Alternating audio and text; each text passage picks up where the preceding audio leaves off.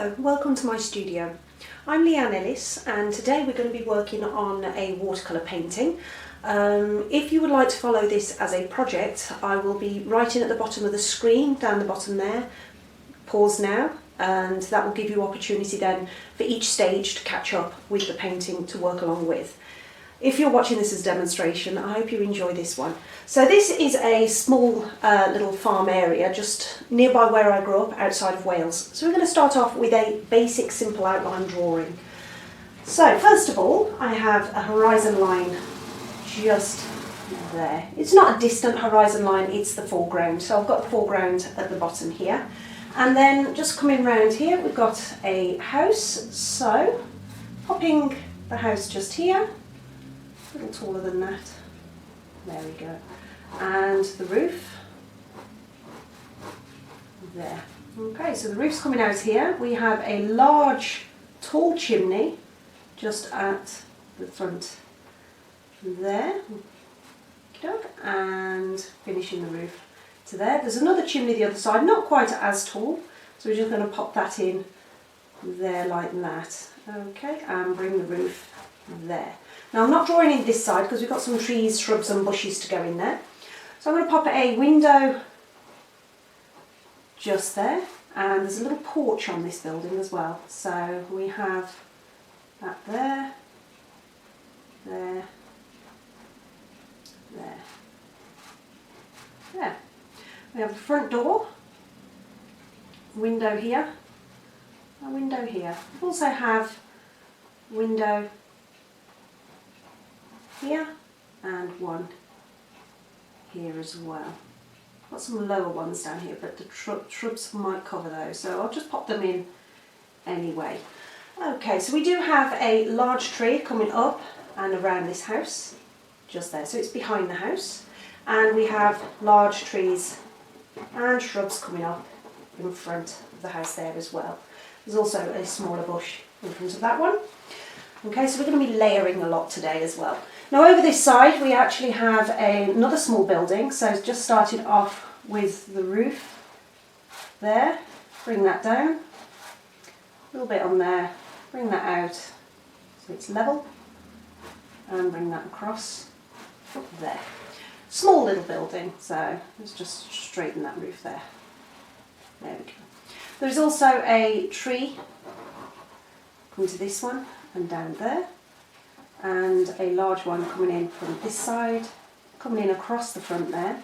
We have windows, one there, and there's actually a door there. Okay, now we can get all the little trees and shrubs that we're going to paint in here, but rather than drawing in, it's better to paint those in later. But for now we just need the distant hills. Okay, so we have just some distant hills coming in. Nothing too drastic, nothing too high, they're not mountains, just hills. There. Okay, so that is the drawing finished. That's all you need for this painting. The rest is going to be done with paint. So coming on to the paint, today I'm going to be using the SAA watercolours, fabulous paints in my opinion. So I'm going to be using the French Ultramarine, Hooker's Green, Yellow Ochre, Sandstone, Burnt Sienna, Light Red, Raw Umber and Rose Madder. Now I will put those names in a list at the side here for you, just in case you are following as a project. Okay, now you can supplement with other colours as well, such as if you choose to use cobalt blue, that's perfectly fine. So wherever I say French Ultramarine, you would use your cobalt instead.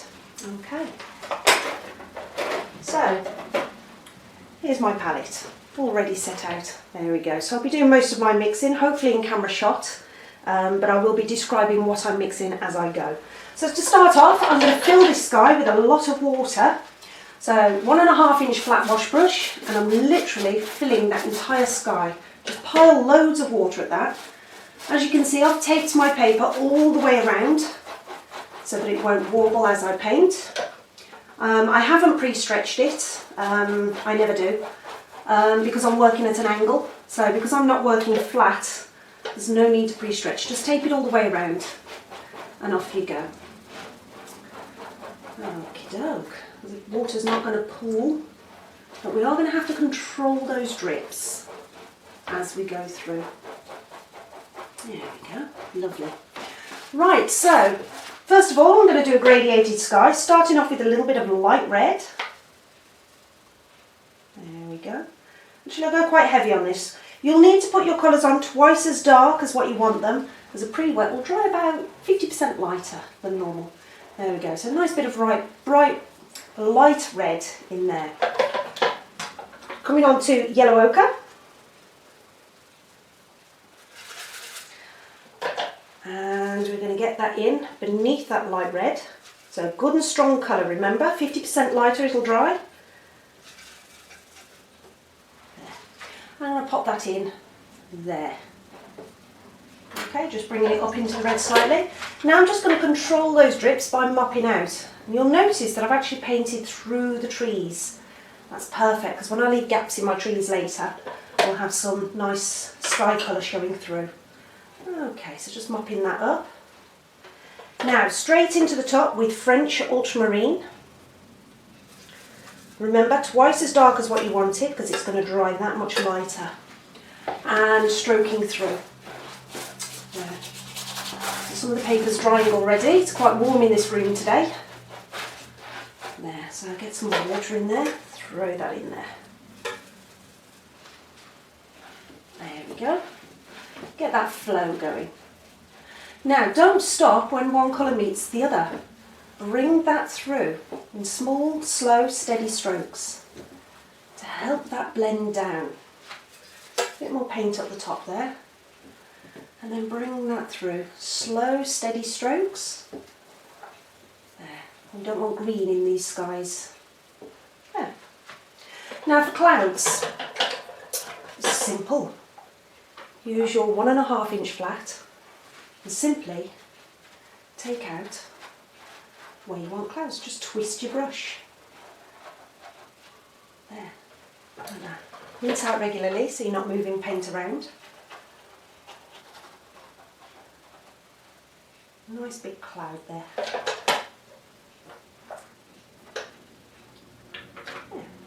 Yeah. Let's get some over here as well. So rinse and squeeze. And we'll start one there. Bringing that up into this area there.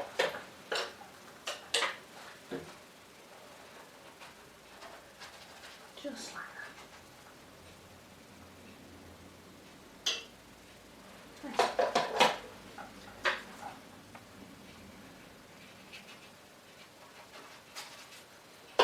Don't forget to rinse out. If you start moving paint as opposed to taking it out, just rinse your brush, squeeze it and carry on. Now, if while you're working with these clouds, you have to work with them while they're wet. If you do get a cauliflower, simply touch the edge of that cauliflower with a literally bone dry brush and it will blend the edge of that cauliflower in. There. Oh, a little bit of blue, we'll pop that in there actually. Looks rather nice. Rinse out, squeeze out and blend that away. There. Don't fiddle for too long. You can get away with fiddling a little, but once the paint starts to dry, don't fiddle. So now I'm just going to clean up down here. So a clean damp brush, and as you can see, that just takes out the unwanted paint below the horizon line. So don't worry about getting paint where you don't want it. For example, this building here is actually white, so the last thing I want to do is get paint in there. Literally squeeze out your brush, rinse it out, and mop up the excess. Like that. Okay. Yeah. So, moving on. Ordinarily, my next go-to would be the distant hills, but that sky is too wet and we run the risk of it bleeding down into those hills. So we're going to let that dry a little bit by moving around the painting a little. So I'm going to come to this building here and I'm going to switch to my number 10 round brush. And first of all, I'm going straight into the colour Sandstone.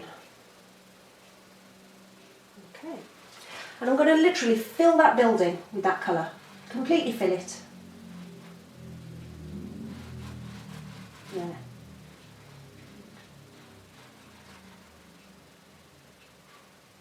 Just like that.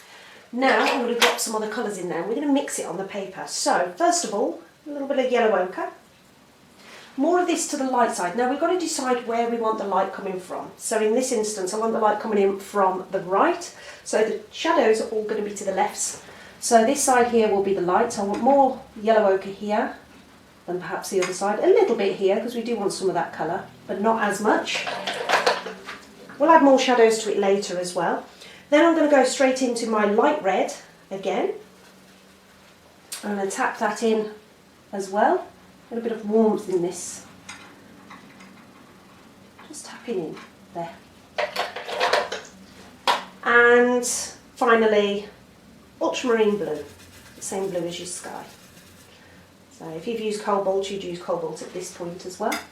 And I'm going to tap that in more on the dark side. It won't show up too much on camera, but it does. It's very subtle and less on the light side.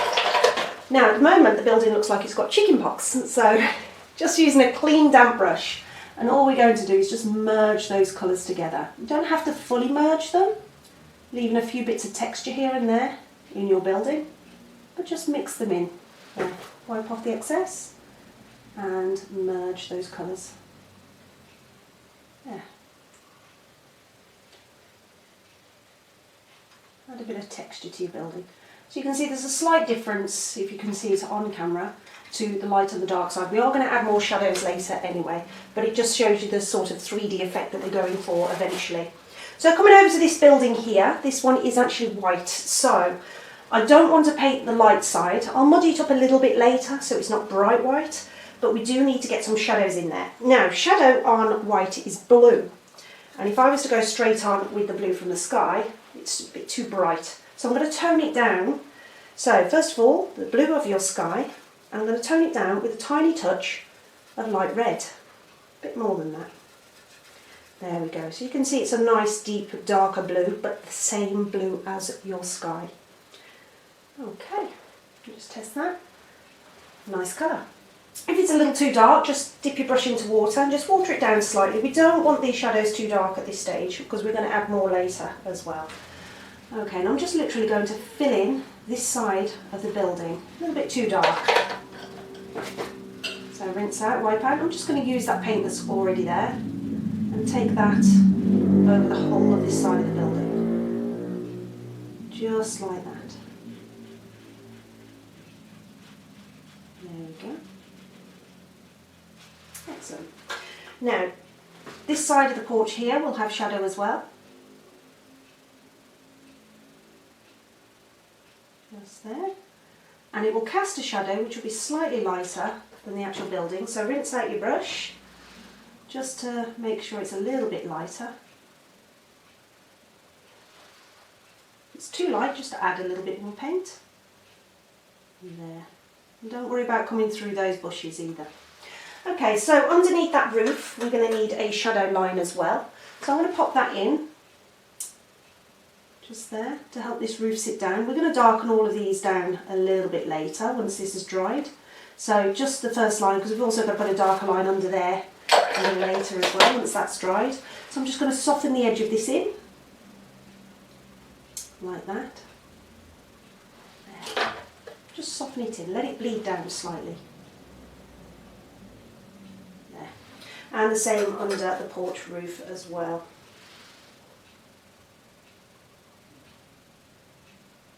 And let that blend down slightly.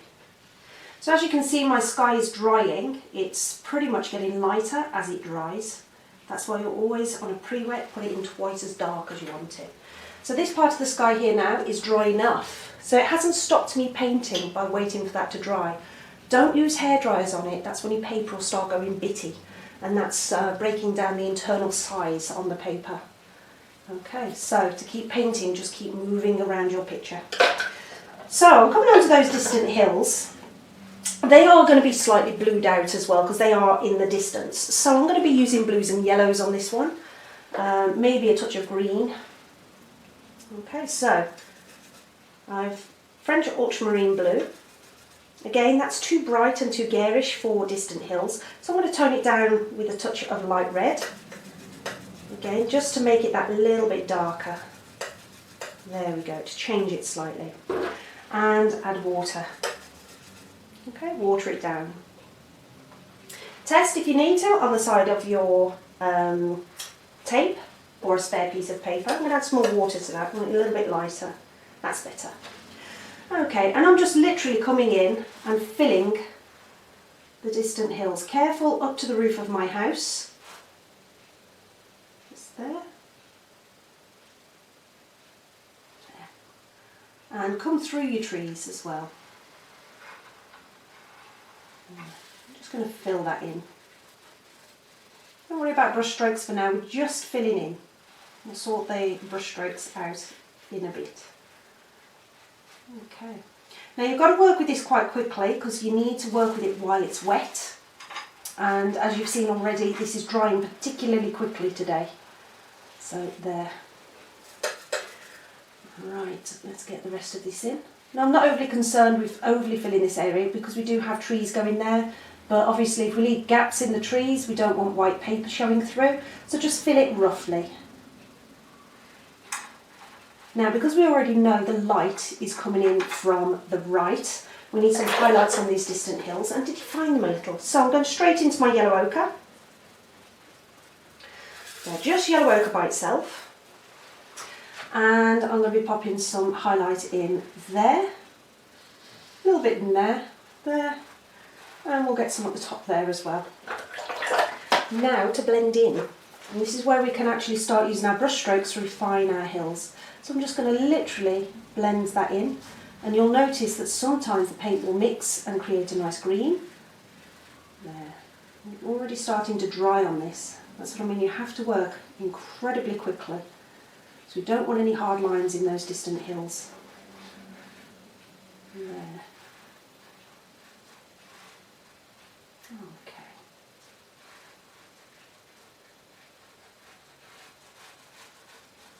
It starts drying, just stroke through your blues again with a damp brush to get rid of any hard lines.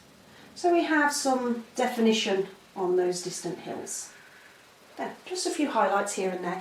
They're quite a way off in the distance, and once we start getting other colours on there, it's going to push those hills further back because we are going to go deeper and darker with the colours as well. Okay, so next I'm going to be looking at the trees here and also the roofs just after that as well. The roofs will need to come first, so we'll do that first. So literally just light red by itself.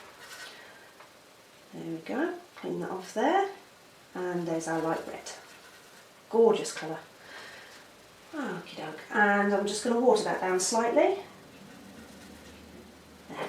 So just coming in for the roof, I'm going to be careful not to get it on the blue because I don't want that blue to blend down, even though this is drying quite quickly. And I'm just doing sideways strokes, side to side with my round brush, just to get a few gaps in here and there. We don't want to fill it in completely, or a block colour. There.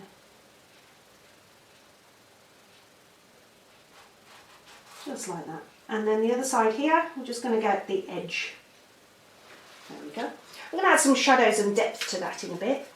But for now, over to the other one, and again, exactly the same.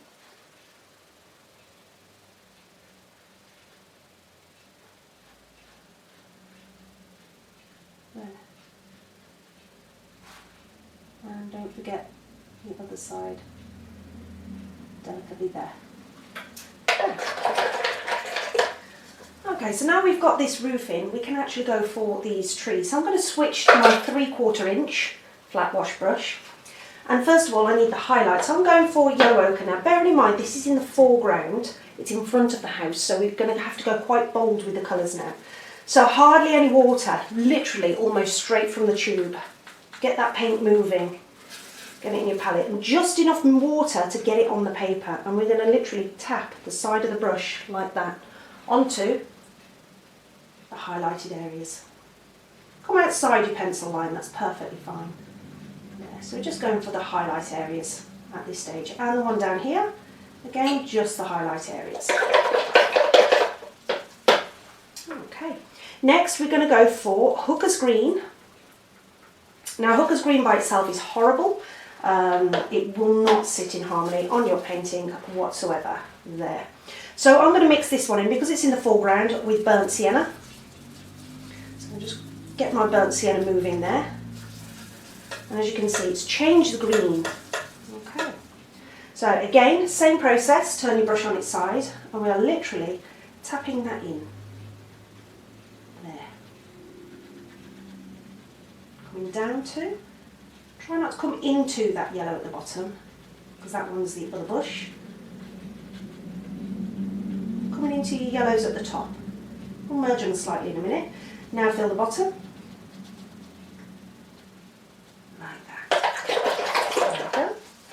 And then straight into the same blue as your sky, so French ultramarine, and again the same process. Now we're going to put this where the shadows are on the trees, so we're going to take it down the bottom here. Not too much water in your brush, more paint than water at this stage, because it's quite a foreground tree, this one. There. Don't forget the base of this one as well. Take that up. Add a little bit more yellow into the bottom when that's dried a bit more, but for now just a clean damp brush and I'm going to merge those colours in together just by tapping. Give a 3D effect on that tree.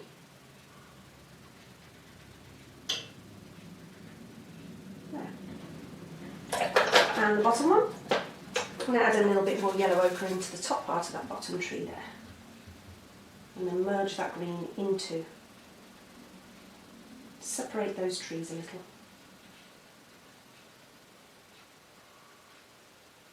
There. Okay, I'll just take that to there, to the pencil line over the house. There we go. So the next tree is the one behind this house here, so I'm going to do that one now. This should be dry enough. Yes, there we go. So I'm going to do the one behind that house there. So again, same colours. This time though, I'm going to mix my hooker's green with a little light red to get a slightly different green. So I don't want all of my greens in this painting to be exactly the same. Okay, so yellow ochre to start on the light side of the tree. Coming down. Now, because I'm using it directly from the tube, as you can see, it overlays over the top of this. That's perfectly fine, because I'm using more or less colour straight from the tube. Hardly any water in there at all. Paint over it. Yeah, that's fine. Okay. And this time we're going to do hooker's green. Add it into there, and we're going to put light red in there this time. Just add in a small stroke at a time. We don't want to end up with too much in there. Yeah, quite an interesting green that. A bit more light red, I think. There we go. And again, tapping. Now this time we've got to be very careful because this tree is behind the house, not in front of it. So I'm going to tap down there, then I'm going to sharpen my brush and take out excess paint. And I'm going to literally paint very carefully around the roof on the house. And then around the side of the house, like that, very carefully, around the chimney. You don't want to lose that chimney. I'll have to shadow that up in a minute. Use the corner edge of your brush. That's why I like flat brushes. You can use them pretty much at every angle you want, and it's amazing how many brushes you've got just in this one brush.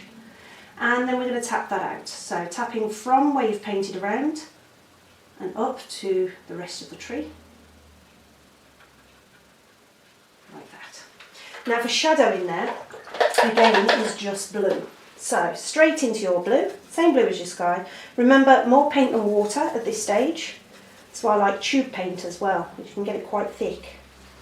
And again, very carefully around your house. Now where the building is touching will create a shadow on the house as well. The shadow on the tree. So where the tree is touching your building, you need a good amount of shadow on there.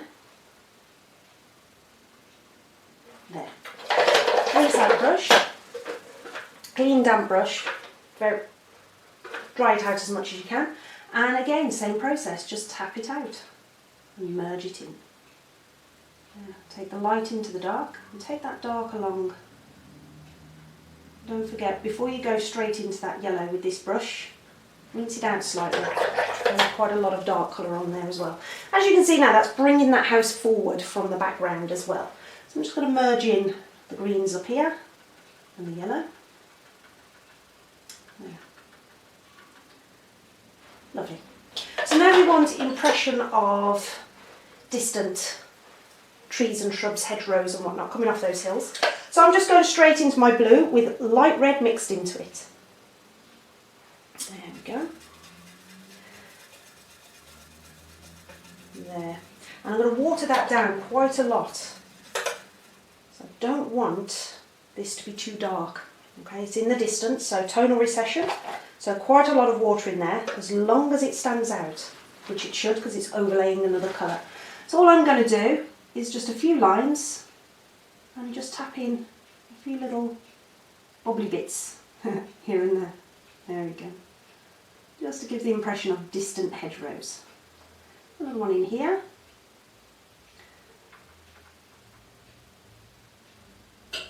And probably a third one in here. I don't like even numbered in paintings. You put a line across there and tap it up. I'm going to stop there, and then we'll do one further down here.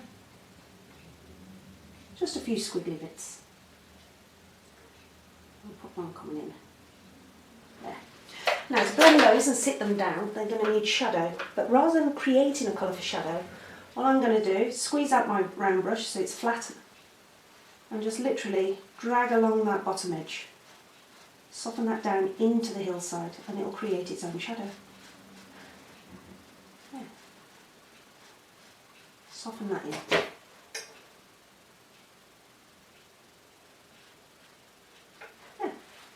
So while that's drying, so we can put the foreground trees on, I'm going to go over to this house over here. So we need some shadow on there now. Now shadow in this instance I'm going to mix using the French ultramarine there and rose madder. Just there. We're after kind of a purpley aubergine colour, but more to the blue side on this painting. Because we've got the white building in there, we've got a lot of shadow in blue. There we go. That's a nice colour there. A little bit more on the rose madder. That's better. So it's kind of like heavier on the blue shade. And then water that down to the depth of shadow that you want it to be. So I've mixed my colour pretty much stiff and then more or less straight from the tube and then water it down to the depth that you want it. If you like, just lay it over another colour to make sure it is transparent. If it's not, just add a little bit more water and it'll become more and more transparent the more water you add. Okay, test on your tape if you wish.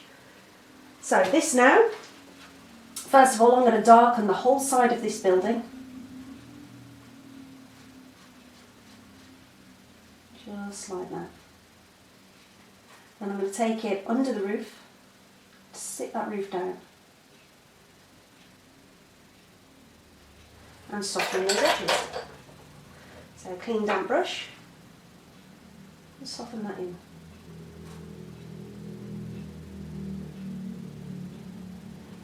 Okay. Now the same mix I'm going to use to darken the shadows back on the original building. Okay, so I'm literally just going right in at the edge of that roof just to darken that area down. The darker your shadows, the brighter your sun. And again, just under the edge there to darken that down.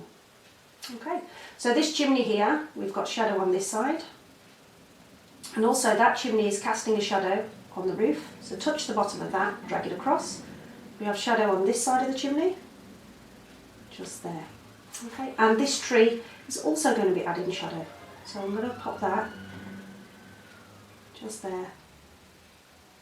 Like that. Okay. And this is why I always paint my foreground last, because that I can scrub out. I'll show you that in a bit, not a problem. Dirty hands. Okay, so moving back over to this one. we're going to put some windows in, and we'll get the windows in on this one as well. But first of all, we're going to put some shadows in. So actually we'll stay on this one for the time being. Now if you want something to go into the building, you need your shadow coming from the side the light is coming from. So we need the shadow on the right and the top, and it's also got window ledges just underneath. And because they're protruding from the building, the shadow is going to go to the left and the bottom of that window. So right and top for the window itself, for the window ledge, left and underneath. We'll soften those in just a second as well. There and there. Again, shadows there, there, and same for the door and this window here. Okay, so those window ledges, I don't want a hard line shadow there, so again, clean damp brush, just going to soften in the base. And after you've finished softening in, I've got a little bit of shadow mix on my brush, maybe not enough. I'm just going to add a few taps in on the building, and also here where we're going to have some shrubs. And a clean damp brush, soften all that in. We don't want hard shadows there. We just want a little bit of muck on the building. There, so it's not bright white. And soften that in as well, just by tapping. Okay, so the building's starting to look a little bit more 3D now. We do need to darken the shadow of the whole building, as that muddy area there has taken away some of the shadow there.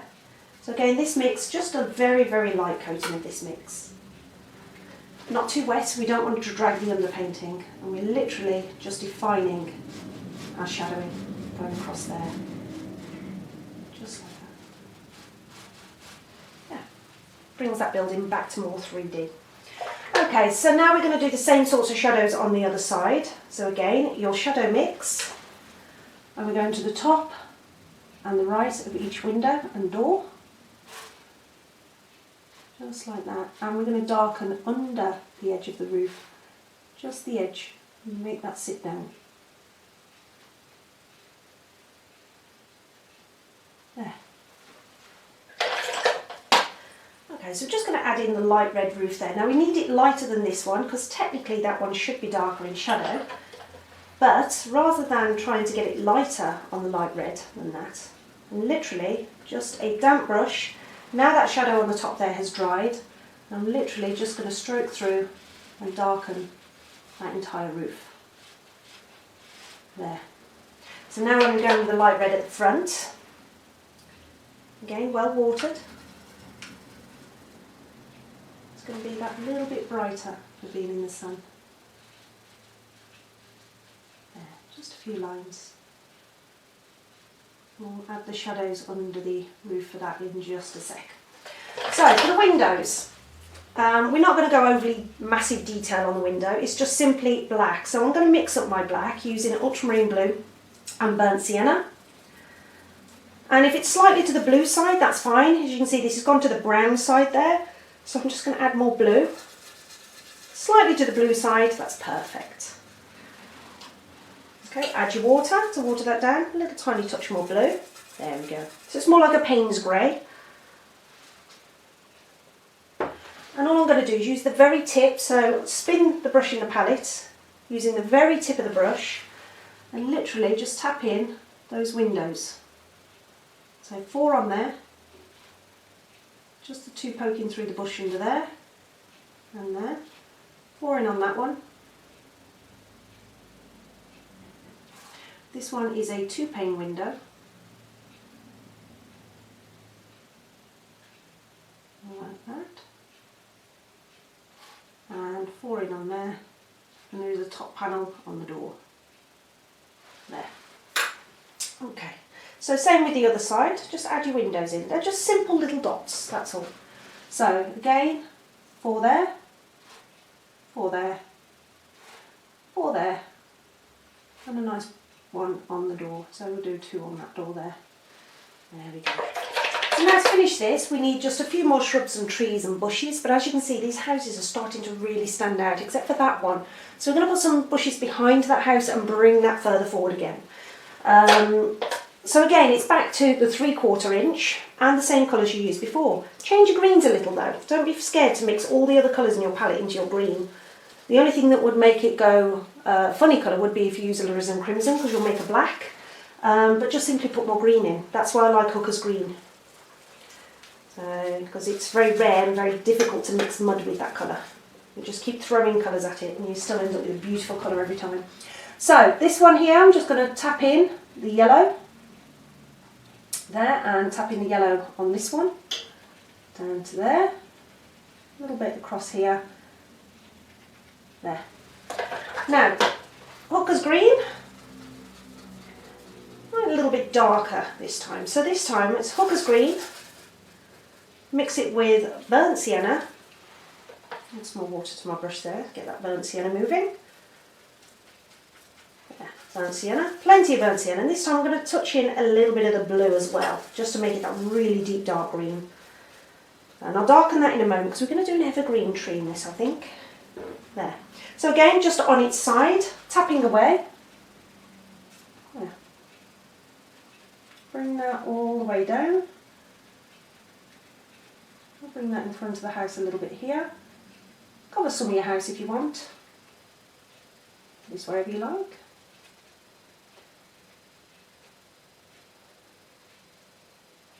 And we'll do that one in, oh no, we'll do that one now. So again, tapping away.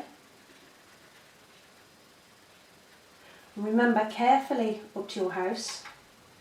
Now even though this house, the light side is coming from this way, this house is still going to cast a shadow on the tree, so we're still going to have to put the blues next to the house. Tap that up.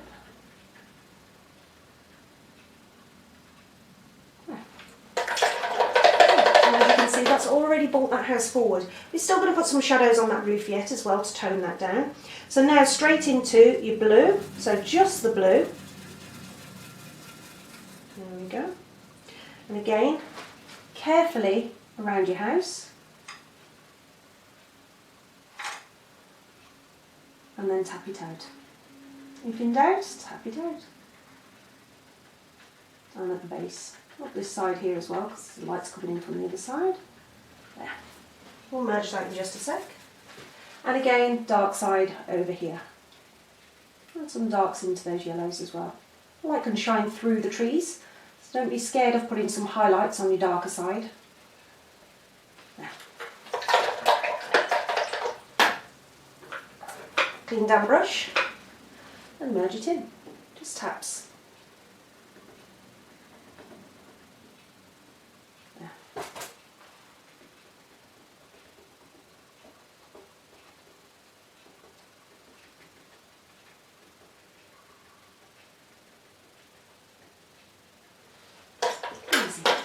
Okay.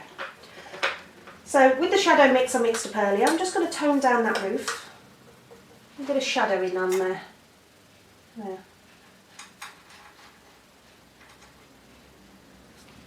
Excellent. And I've just got to add the shadowing under the edge of the porch on the other building. And then just the last few finishing touches for this one. So again, just using my flat brush. Yeah, let's get those shadows in. Okay, so mentioned before I was going to do an evergreen, not a problem. So the green I mixed up before, I'm going to darken that down even further just by adding lots of blue in there. So it's really, really deep dark green. I'm going to add some more burnt sienna in there as well. And then if you lose your green, I mean this is a very, very dark green, I'm just going to add a little touch of green in there just to brighten it a little. There we go. So we've got a really, really nice. Now you can see that the paint is stiff, it's not watery, it's not moving anywhere. We needed that consistency to get the evergreen. So we're going to pop that just here. So starting off, use the sharp of your brush to create a trunk. There. And then use the corner of the brush, start tapping on. And as you come further down, stick more brush on. Don't forget to leave a few gaps here and there. There we go, one evergreen. So, last few finishing bushes. We're going to switch to the brown brush now, because I want to get some berries in on this one as well. And if that's dry enough, yes. We're going to go straight into your light red, and I'm literally splitting my brush, tapping away. No water in the brush, and as you can see the brush is pretty split there. That's fine. And all I'm going to do is literally touch the split brush, twisting the brush as I go, to add some random berries to this tree. There we go. Just like that. If you add too many, just stick it in, blend it out, not a problem. So for the smaller bushes now, I'm going to add some yellow ochre to that really dark green mix that I made earlier. So as you can see, it's still a green. It's a really nice green, that one, but you can add more green as well if you want to brighten it. So we've got a brighter green in there, straight into more yellow ochre. There we go. Now I want its strength of colour, even though it's a lighter colour, it's less water, so it's still foreground but lighter bushes and shrubs.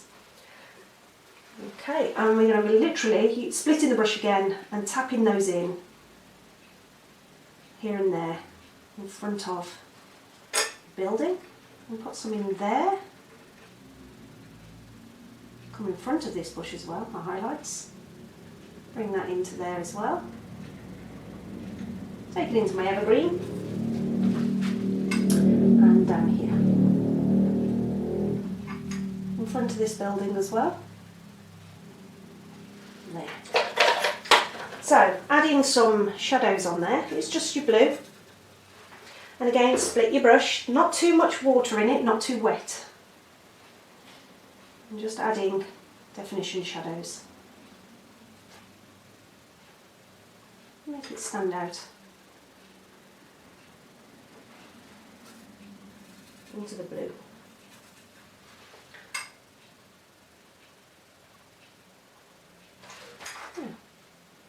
It's just adding definition. It's not going too mad with it. Just a little depth and definition. Yeah. Okay. So the last finishing touches now for this painting is just the foreground, and it's not actually that difficult to do on the foreground. So as you can see, we've got a little bit of a mess from here from my grubby hands. So it's going to be easy to clean up, as well as cleaning up that edge and using that as the shadow to bring it down. And it's just literally straight into your yellow ochre, and lots of it. Okay, we're not pre-wetting this time because the yellow ochre is going to act as the pre-wet. So plenty of it and plenty of water as well. So you don't want it too dark. So you don't want the colour too deep. So nice and watery on that one. There we go. Just test that. Oh, lovely. Okay, so taking that now, and I'm going to literally, where I've got grubby handprints, scrub the paper, and that'll clean up. Then under the edge here, I'm going to bring that up to my tree area here. Now if it doesn't start moving, scrub. Just gently, just like that. Okay, but those greens should move. There. Don't go too high into your greens, you don't want it to bleed down, you just want them to move slightly. And soften in those edges. Just like that. Excellent. So fill the whole area. Don't be afraid to leave bits of white here and there, that's fine. But just fill it. Okay, a bit more yellow ochre, a bit more water. There.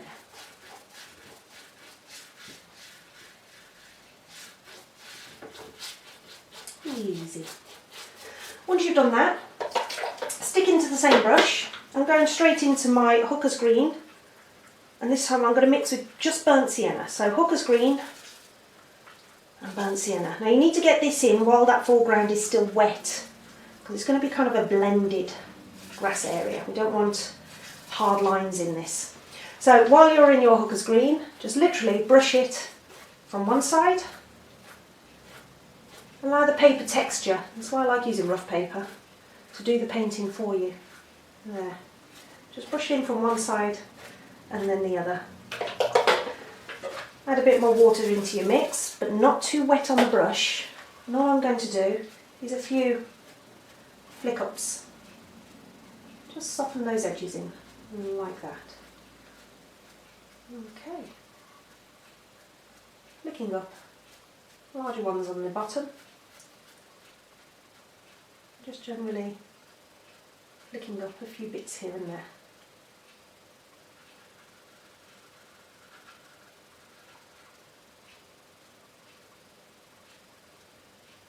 Yeah, just add those where you like. And now when I take my tape off,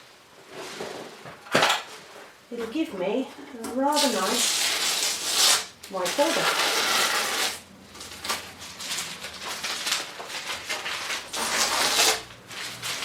And there we go.